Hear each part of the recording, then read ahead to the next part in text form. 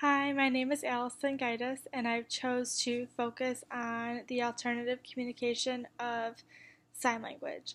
Sign language is a language that you use your hands and your body gestures in order to convey a message. I actually have taken 2 classes in sign language during my undergrad, and I loved it. Um, I think that sign language is something that everyone should learn because it's so easy to use once you get the hang of it, and it's very useful in today's society because there are so many people who are nonverbal. One pro of sign language is that you don't have to carry around a device. A lot of times, the AAC devices are kind of bulky, and with the PEX system, a lot of the times the pictures are only fastened with Velcro, so you can lose them very easily if you're walking down the street or whatnot. Another pro to sign language is that it is individualized in some aspects because there are certain slang words that people come up with on their own. So instead of signing hot dog like this, I would sign it like this or like this. So that's something that's individualized to me. Given it can also be a con because if you're using that sign in public and nobody else knows what it means, it's going to be very difficult and frustrating for someone to understand you.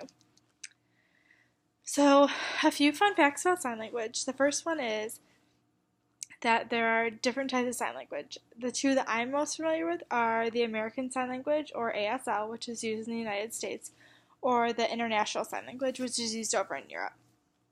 The differences between these 2 are pretty much like any other spoken language. It's pretty much the grammatical structure of the sentences and how you use different signs. So, for example, one sign might be used in ASL and not used in ISL. Another fun fact about sign language is that when you are when you are giving directions to someone, you almost want to sign backwards so they don't have to think about flipping it around, they just know where to go. So you point with your finger, and when you get to a point of great importance, you stop and you sign what it is, and then you'll continue to go. So, sign language has 2 main components. The first one is finger spelling. So that's using the basic alphabet to spell out words. So the alphabet is A, B, C, D. As I continue through the alphabet,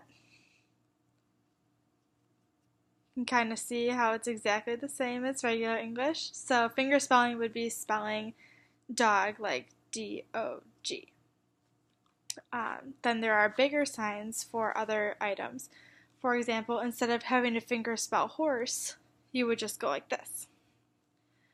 A lot of times, many people are just educated on finger spelling, and that can get you by, but it's a lot easier to learn the whole signs for objects. Another thing with sign language is that if you are going to finger spell, especially your name, most of the time it goes in a circle. So the circle can be forward, it can be backwards, however is comfortable for you. So if I was finger spelling my name, I spell it like this. And that's my nickname, Allie. And that's not really something that people know, but it's a very common thing to fluidly finger spell in that direction.